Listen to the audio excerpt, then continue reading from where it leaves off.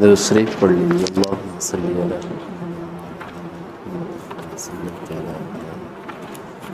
وعلی آل ابراہیم انک حمید مجید. اللہم بارک علی محمد وعلی آل کما بارکت علی ابراہیم وعلی آل ابراہیم. اعوذ باللہ من الشیطان الرجیم. بسم اللہ الرحمن الرحیم. شہر رمضان الذی انزل فیہ القرآن ھدی للناس وبینات من الھدی والفرقان فمن شہد منکم الشہر فلیصم ومن کان مریضا او علی سفر فعدۃ من ایام اخر یرید اللہ بکم اليسر ولا یرید بکم العسر ولتکملوا العدۃ ولتکبروا اللہ علی ما ھداکم ولعلکم تشکرون. اللہ تبارک و تعالی نے رمضان کے روزوں کو فرض قرار دیا ہے. یہ ہر کوئی جانتا ہے کہ اگر 29 کو چاند ہو گیا تو 29 روزے ہوں گے. یعنی عید کا چاند اگر 29 کو ہو گیا تو 29 روزے ہوں گے، اور اگر 30 کا ہوا تو 30 روزے. 31 نہیں آئے گا، اس لیے کہ آپ صلی اللہ علیہ وسلم نے فرمایا کہ چاند دیکھ لو یا پھر کوئی معتبر ذرائع سے خبر کو حاصل کر لو یا پھر مکمل 30 دن مکمل کر لو، یہ تمہارے روزے ہو جائیں گے. اب اللہ تبارک و تعالی رمضان کی پہچان کرا رہا ہے کہ ذرا غور کرو کہ رمضان کا مہینہ جس میں ہم نے روزوں کو فرض قرار دیا ہے وہ مہینہ ہے کیسا. انزل فیہ القرآن، اللہ نے فرمایا کہ رمضان کے ہی مہینے میں ہم نے قرآن کو نازل کیا. قرآن ایک ایسی کتاب ہے کہ جس چیز سے اس قرآن سے تعلق جڑا اللہ تبارک و تعالیٰ نے اس چیز کو ایک الگ ہی عزت بخش دی.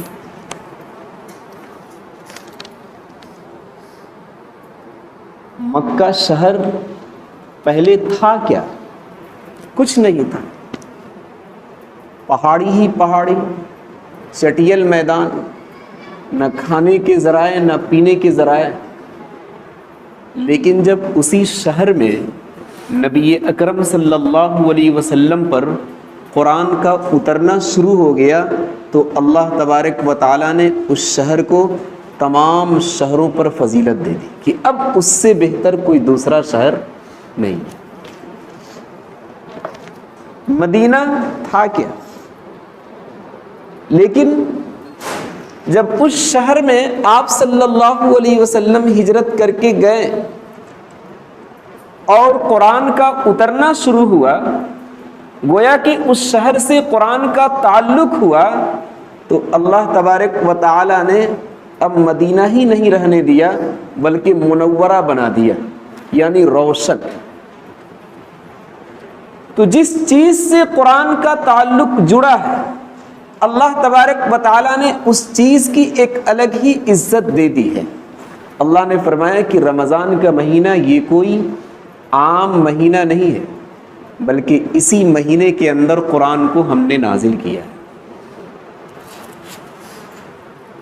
ھدی للناس، لوگوں کی ہدایت کے لیے.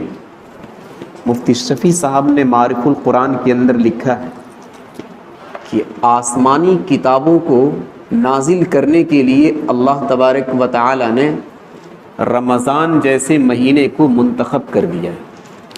ابراہیم علیہ السلام پر جو 10 صحیفے نازل ہوئے وہ رمضان کے مہینے میں ہی نازل. توریت، زبور، انجیل، یہ ساری کتابیں رمضان کے مہینے میں ہی نازل. حضرت جابر رضی اللہ تعالی عنہ کی ایک روایت ہے کہ 6 رمضان کو توریت نازل ہوئی اور 12 رمضان کو انجیل نازل ہوئی اور 18 رمضان کو زبور نازل ہوئی، اور 24 رمضان کو قرآن نازل کیا گیا۔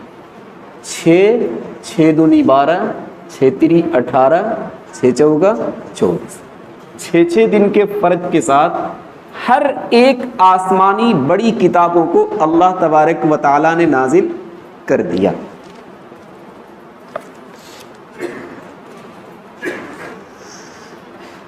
قرآن کا نزول عام کتابوں کی طرح نہیں ہوا۔ توریت ہو، زبور ہو یا انجیل ہو، یہ ساری کتابیں اللہ تبارک و تعالیٰ نے بیک وقت نازل کر دی۔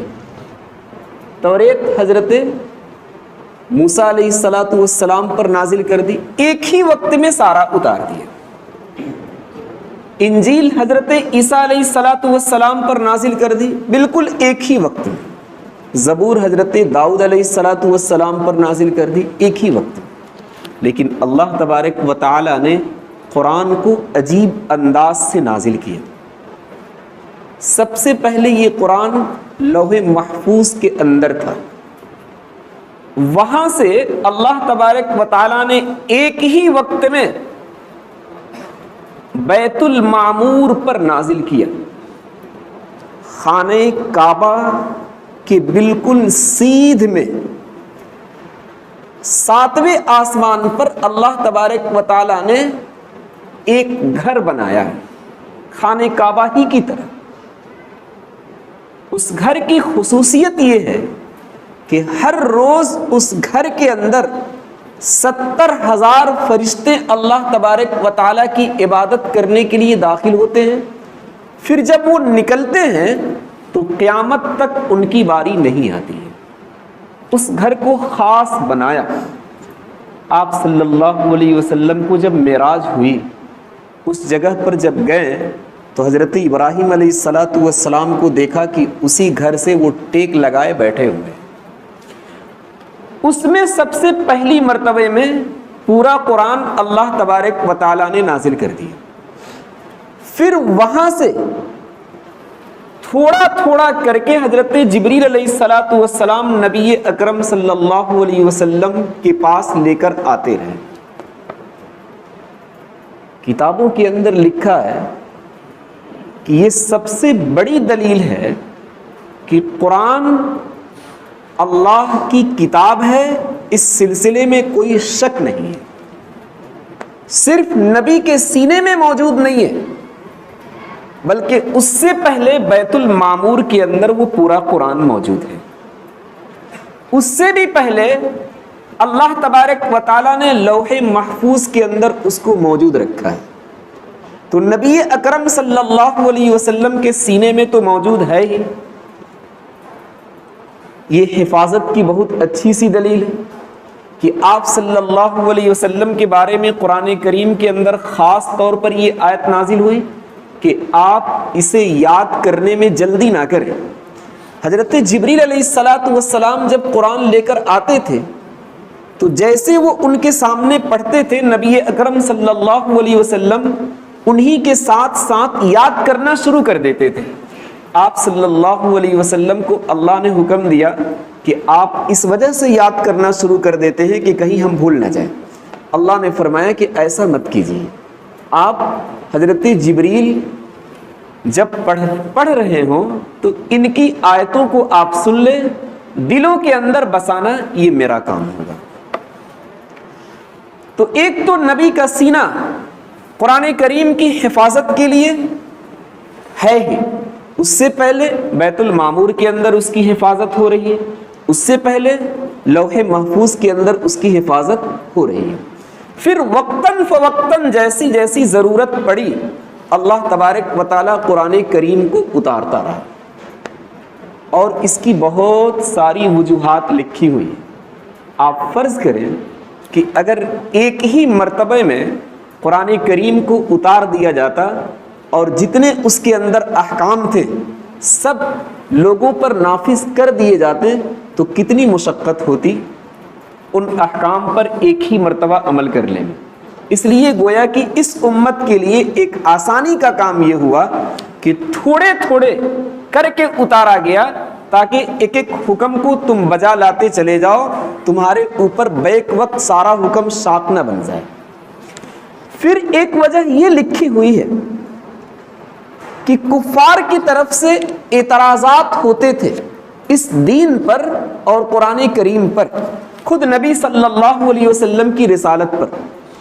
تو جب اس قسم کا اعتراض ہوتا، اللہ تبارک و تعالی اس کا جواب قرآن کی آیت سے نکال کر حضرت جبریل کے حوالے کر دیتے تھے کہ اب تم اس جواب کو لے کر چلے جاؤ تاکہ کافروں کو جواب مل جائے۔ اب اگر سارا جواب بیک وقت قرآن کی شکل میں اتار دیا جاتا، پھر کافروں کی طرف سے اعتراض ہوتا تو تلاش کرنے میں کتنی دقتیں ہوتی۔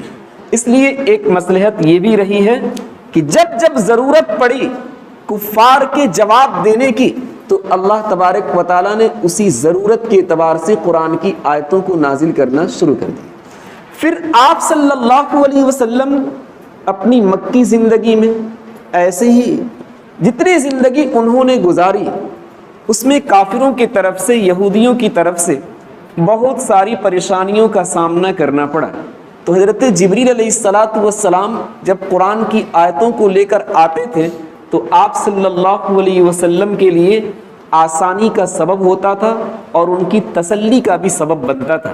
اس لیے اللہ تبارک و تعالیٰ نے بیک وقت نازل نہیں کیا بلکہ وقتاً فوقتاً جیسی ضرورت پڑی ویسے طریقے پر اللہ تبارک و تعالیٰ نازل کرتا چلا گیا۔ اللہ نے فرمایا ھدی للناس، قرآن کو ہم نے رمضان کے مہینے میں نازل کیا، لوگوں کے لیے ہدایت کا ذریعہ ہے۔ یہ قرآن ایک ایسی کتاب ہے کہ چاہے آپ سمجھ کر پڑھیں یا بغیر سمجھے پڑھیں، یہ اپنا رنگ دکھائے گا، دل کی دنیا کو بدلے گا، ہمارے اخلاق کو بدلے گا، ہماری عادتوں کو بدلے گا، ہمارے معاملات کو بدلے گا، سب چیز کو یہ بدل کر ایک ایسی راہ پر لا کر رکھ دے گا جس راہ کے بارے میں اللہ تبارک و تعالیٰ نے بڑی بڑی فضیلتیں بیان کی ہیں اور بڑی بڑی خوبیاں بیان کی۔ لیکن ایک شرط ہے کہ یہ لوگوں کے لیے ہدایت کا ذریعہ کب بنے گا؟ ذالک الکتاب لا ریب فیہ ھدی للمتقین، اللہ کا جو خوف کھاتا ہو، اللہ سے جو ڈرتا ہو، اس کے لیے یہ ہدایت کا ذریعہ ہے۔ اور اگر جس کے دل میں اللہ کا خوف ہی نہ ہو، کبھی وہ اللہ کا خوف دل کے اندر محسوس ہی نہیں کیا، دھڑلے سے ہر ایک کام کو چاہے وہ جائز یا ناجائز ہو کرتا چلا گیا، اللہ کا خوف کبھی اسے محسوس نہیں ہوا، تو قرآن اس کے لیے یہ ہدایت کا ذریعہ نہیں ہے۔ اللہ تبارک و تعالیٰ نے صاف بیان کیا لا ریب فیہ، اللہ کی کتاب ہونے میں کوئی شک نہیں ہے، ھدی للمتقین، متقیوں کے لیے ہدایت کا ذریعہ ہے۔ آپ اس کو اس طریقے پر سمجھیں کہ اگر ہم میں سے کسی شخص کو شوگر کی بیماری لگی ہو اور ڈاکٹر نے جو دوا تجویز کیا ہے تو ظاہر سی بات ہے کہ اس دوا کے ساتھ ساتھ ڈاکٹر یہ بھی بتاتا ہے کہ فلاں چیز آپ نہ کھائیں، فلاں چیز آپ کم استعمال کریں اور اس چیز کے قریب بالکل نہ جائیں۔ تو ان ساری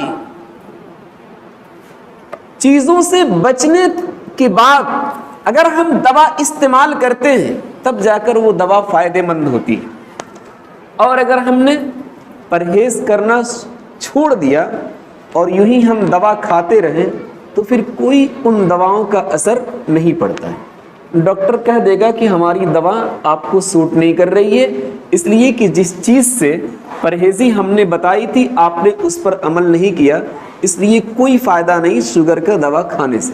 ایسی اللہ تبارک و تعالیٰ نے فرمایا کہ قرآن ہدایت کا ذریعہ ضرور ہے لیکن اس کے ساتھ پرہیزی بھی ضروری ہے، متقین، کہ آپ کے دل میں کیا ہو؟ اللہ کا خوف ہو، اللہ کا ڈر ہو، احتیاط ہو۔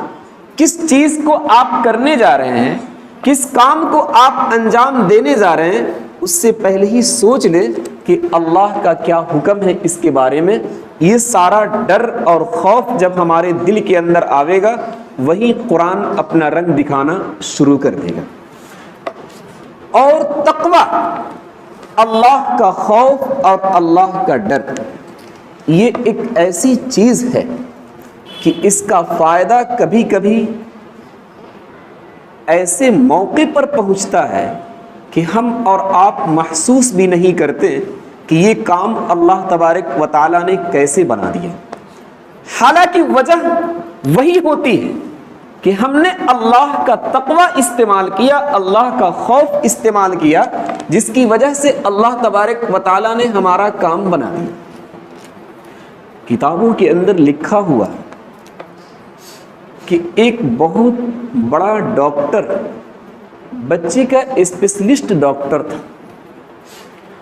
اسے کسی کانفرنس میں جانے کی ضرورت محسوس ہوئی، دعوت ملی، وہاں جانا چاہتا تھا، فلائٹ کا ٹکٹ اس کے پاس تھا، پہنچنا بھی بہت ضروری تھا۔ جب ایئرپورٹ گیا تو وہاں کے کارکنان نے یہ کہہ دیا کہ آج کی فضا بہت خراب ہے، جس کی وجہ سے تمام فلائٹیں رد کر دی گئی، آپ نہیں جا سکتے فلائٹ سے۔ ڈاکٹر صاحب نے بتایا کہ ہمیں جانا وہاں بہت ضروری ہے، اگر آج نہیں جائیں گے تو پھر بعد میں جانے سے کوئی فائدہ نہیں ہے۔ لوگوں نے کہا کہ صرف آپ کے لیے جہاز کو تیار کیا جائے اور اس خراب موسم میں جہاز کو اجازت دے دی جائے، یہ تو مناسب نہیں ہے، جہاز تو خطرے میں رہے گا ہی، آپ کی جان بھی خطرے میں رہے گی۔ ہر طرف سے وہ ڈاکٹر صاحب تھک گئے، کہیں سے ان کو جانے کا راستہ نہیں ملا کہ ہم اس کانفرنس میں جا کر شرکت کریں۔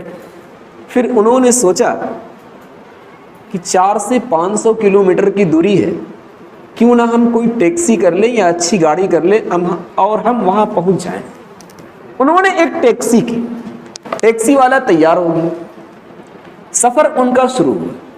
فضا تو خراب چل ہی رہا تھا، چلتے چلتے راستے میں بھی موسم اتنا خراب ہو گیا، اتنا خراب ہو گیا کہ ڈاکٹر صاحب کو بھی سمجھ میں آنے لگا کہ اب گاڑی سے سفر کرنا مناسب نہیں ہے۔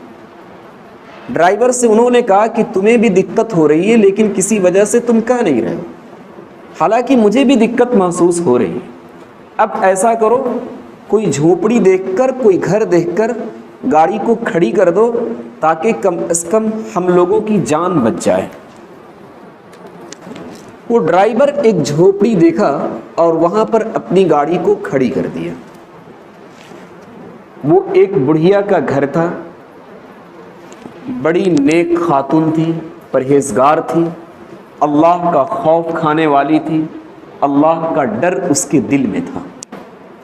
اس کے پاس ایک چھوٹا سا بچہ تھا جس کے والدین کسی حادثے میں فوت ہو چکے تھے۔ اس چھوٹے سے بچے کو اتنی بڑی بیماری لگی تھی، اتنی بڑی بیماری لگی تھی کہ علاقے کے جتنے ڈاکٹر تھے سب لوگوں نے یہ کہہ دیا تھا کہ اس کا علاج ہم لوگوں کے پاس نہیں۔ بڑھیا بڑی پریشان کہ اب ہم کیا کریں، ایک تو غریب، دوسرے میں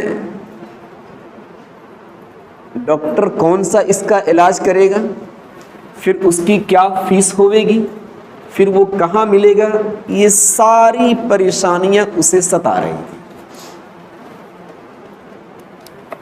پوچھتے پوچھتے ایک صاحب نے پتہ دیا کہ فلاں شہر کے اندر اس مرض کا اسپیشلسٹ بیٹھتا ہے، اس کا نام ڈاکٹر احمد ہے، وہاں آپ چلے جائیے، اس بچے کا علاج ہو جائے گا۔ اس کی فیس بھی لمبی تھی، لائن بھی بہت پہلے سے لگانی پڑتی تھی۔ خیر وہ پورا لسٹ نکال کر دے دیا کہ آپ کو کیسے جانا ہے، وہ کہاں بیٹھتا ہے، کس وقت بیٹھتا ہے، کتنی فیس ہے، کیسے آپ کا علاج ہو رہی ہے۔ لیکن یہ تو غریب لیکن تقوی والے تھی اور اللہ کا خوف کھانے والی تھی۔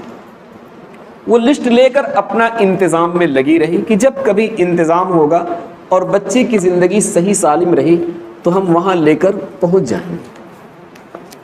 اتفاق سے یہ جو ڈاکٹر صاحب موسم خراب ہونے کی وجہ سے اس کے گھر میں ٹھہرے ہوئے تھے، تو رات کو جب سو رہے تھے تو بچے کی کراہنے کی آواز انہوں نے سنی۔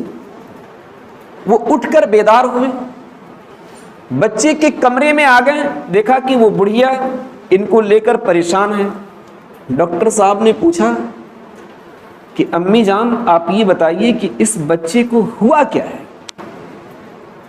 بڑھیا نے بتایا کہ بچے کو اس قسم کی بیماری لگی ہے، علاقے کے ڈاکٹروں نے تھک ہار کر کہہ لیا جائے کہ یہاں سے ریفر کر دیا ہے، اور ایک ڈاکٹر کا نام دیا ہے جہاں پر اس بچے کا علاج ہو سکتا ہے۔ ڈاکٹر صاحب نے سوچا کہ پیسے نہ رہنے کی وجہ سے اس ڈاکٹر کے پاس اس بچے کو بڑھیا نہیں لے جا پا رہی ہے۔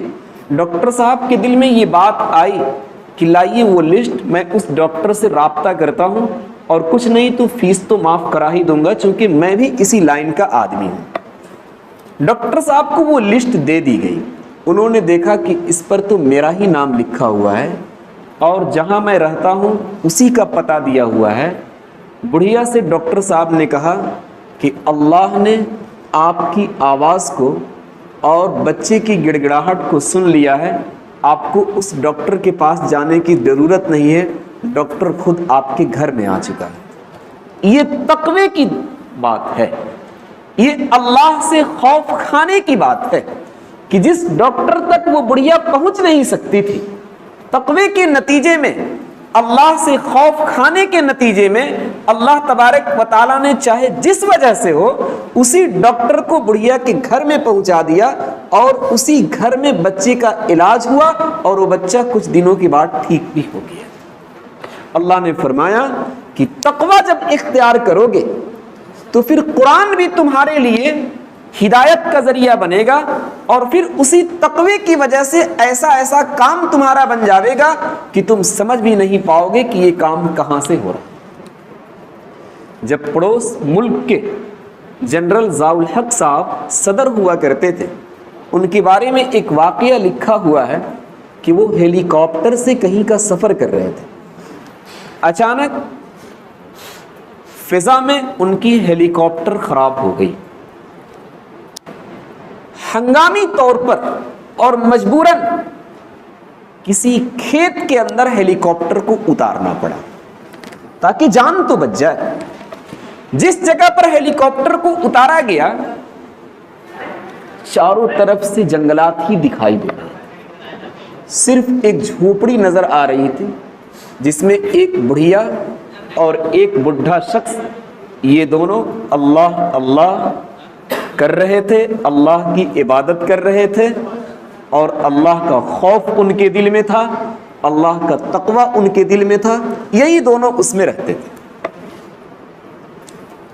جب ان لوگوں نے دیکھا کہ ہیلی کاپٹر اچانک نیچے آ گیا تو یہ لوگ سمجھ گئے کہ یہاں تو ہیلی کاپٹر اتارنے کا کوئی معنی نہیں رکھتا، لگ رہا ہے کوئی تکنیکی خرابی کی وجہ سے اسے اتار دیا گیا۔ جنرل ضیاء الحق صاحب کے ساتھ کچھ لوگ بھی تھے، انہوں نے دیکھا کہ ایک بڈھا نظر آ رہا جھوپڑی کے قریب، اس کے قریب چلتے ہیں، کچھ نہیں تو کم از کم پانی تو مل جائے گا۔ وہاں لوگ گئے، پانی کا مطالبہ کیا، یہ جنرل ضیاء الحق صاحب کا ہیلی کاپٹر ہے، کسی خرابی کی وجہ سے یہاں اتارا گیا ہے، آپ پانی دے دیجیے تاکہ وضو کر کے یہ نماز ادا کر سکیں، نماز کا وقت بھی ہو گیا ہے۔ اس بڈھے نے پانی دیا، چادر بھی دیا، مصلی بھی دیا، سب کچھ دیا۔ جنرل ضیاء الحق صاحب جب تک وضو کرتے ہیں، نماز ادا کرتے ہیں، دوسرا ہیلی کاپٹر کو بلا لیا گیا ان کو لے جانے کے لیے۔ جب جانے لگے تو اس بڈھے نے کہا کہ سر بات ایسی ہے کہ گھر میں چائے بھی بن رہی ہے، آپ چائے پی کر جائیے۔ ضیاء الحق صاحب نے کہا کہ چلو اچھی بات ہے، مہمان نوازی یہاں ہے، وہ رک گئے۔ اس کے بعد چائے سے جب فارغ ہوئے تو جنرل ضیاء الحق صاحب نے ایک قانون بنا رکھا تھا کہ جتنے غریب غربا ہمارے ملک کے اندر رہتے ہیں وہ اپنے پیسے سے حج تو نہیں کر سکتے، لیکن میرے کوٹے سے ہر سال اتنوں کی تعداد میں حج کرنے کے لیے جائیں گے۔ تو اچانک جنرل ضیاء الحق صاحب نے پوچھ دیا کہ کیا آپ نے حج کر لیا ہے؟ اس بڈھے نے بتایا کہ سر ہر سال میں حج کا فارم بھرتا ہوں لیکن فارم رد ہو جاتا ہے۔ جنرل ضیاء الحق صاحب نے کہا کہ وہ فارم لائیے جو رد ہو گیا۔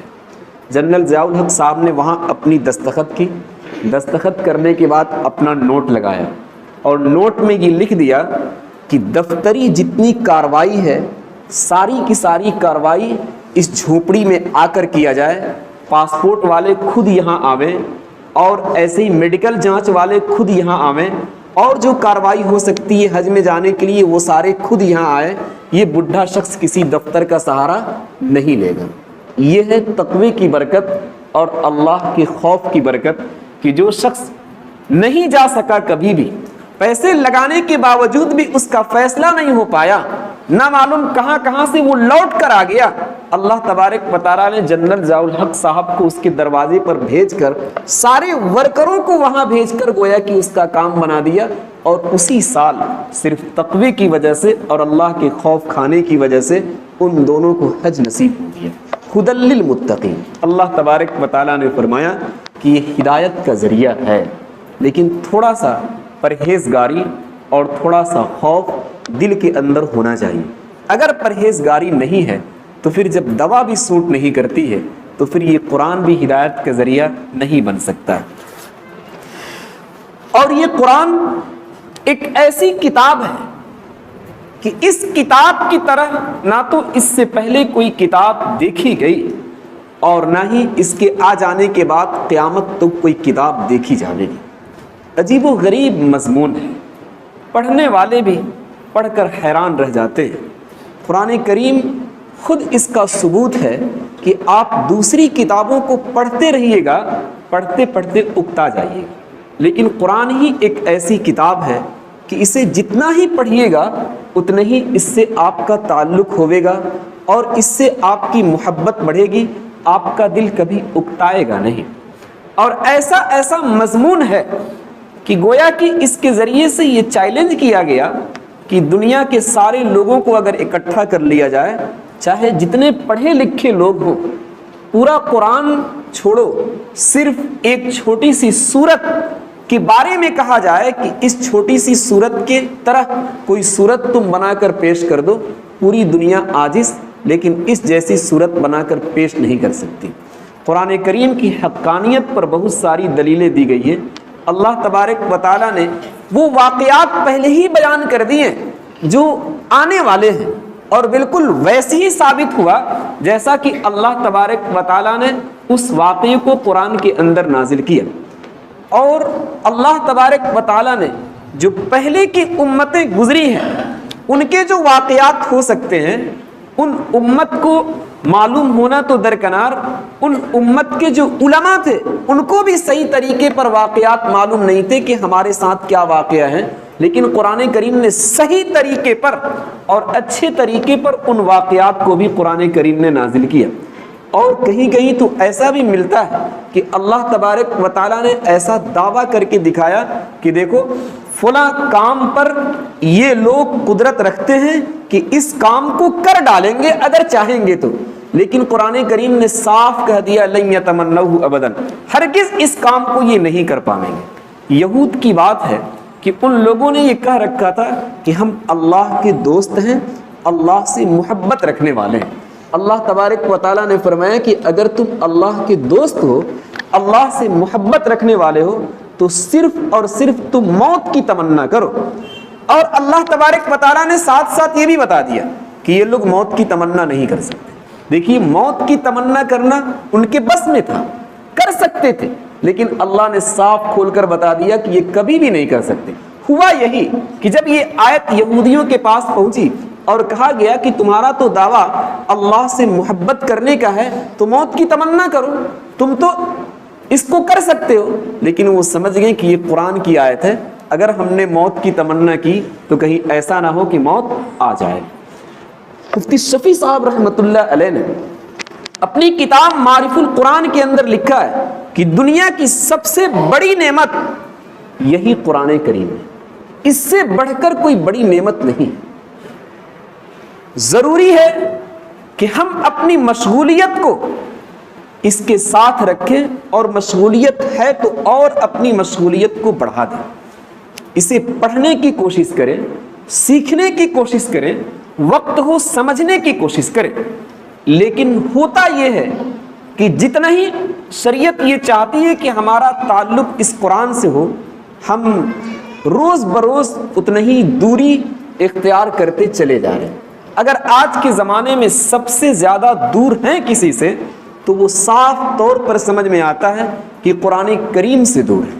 صبح سے شام تک ہمارا سب کچھ ہوتا ہے۔ میں اس سے پہلے بھی یہ مضمون رکھا تھا کہ کھانا پینا، ناشتہ، برش، منجن، بیٹھنا، اٹھنا، موبائل دیکھنا، خبریں پڑھنا، اپنی کمپنی جانا، آفس میں بیٹھنا، کارخانوں میں کام کرنا، سب کچھ ہوتا ہے۔ اچھا سا اچھا کھا لینا، برات کے اندر چلے جانا، ولیمہ کے اندر چلے جانا، وہاں ٹہل لینا، گھوم پھر لینا، اور جگہوں پر جا کر ہم سیر و تفریح سب کچھ کر لیتے ہیں، لیکن صرف ہمارے پاس قرآن کریم کے لیے 5 منٹ کا وقت نہیں ہے کہ کم از کم صبح اٹھنے کے فوراً بعد نماز سے فارغ ہو کر 5 منٹ ہم نکال لیں کہ 5 منٹ کے اندر چاہے جتنا ہو جائے، ہم جب تک قرآن کو پڑھیں گے نہیں تب تک دوسرا کام شروع نہیں کر سکتے۔